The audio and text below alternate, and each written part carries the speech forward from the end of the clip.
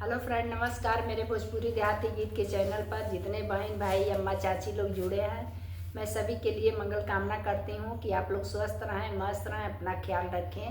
देखिए, बहुत एक प्यारा जोक गीत लेकर आई हूँ। अच्छा लगे तो कमेंट में आप लोग ज़रूर बताइएगा।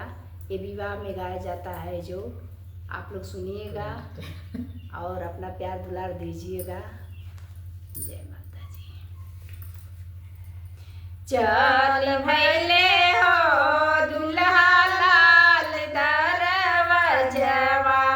चल भैले हो दुल्हा लाल दरवाजवा, चल भैले हो दुल्हा लाल दरवाजवा।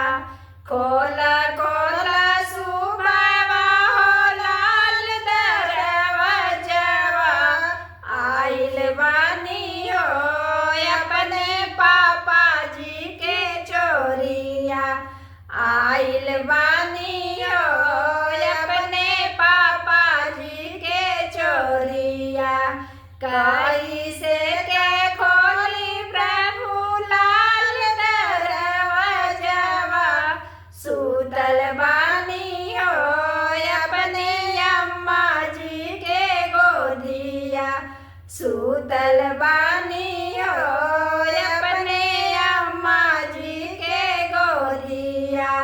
चल भैले हो दुल्हा लाल दरवाजवा, चल भैले हो दुल्हा लाल दरवाजवा। आइल बानी हो अपने चाचा जी के चोरिया, आइल बानी हो अपने चाचा जी के चोरिया। कैसे के खोली प्रभु लाल दरवाजवा, सुतल बानी हो अपने चाची जी के गोदिया, सुतल बानी हो अपने चाची जी के गोदिया। चल भैले हो दुल्हा लाल दरवाजवा, चल भैले हो दुल्हा लाल दरवाजवा।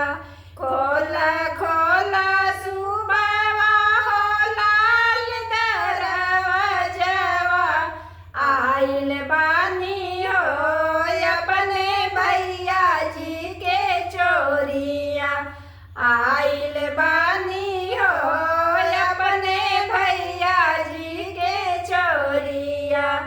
कैसे के खोली प्रभु लाल दरवाजवा, सुतल बानी हो अपने भाभी जी के गोदिया, सुतल बा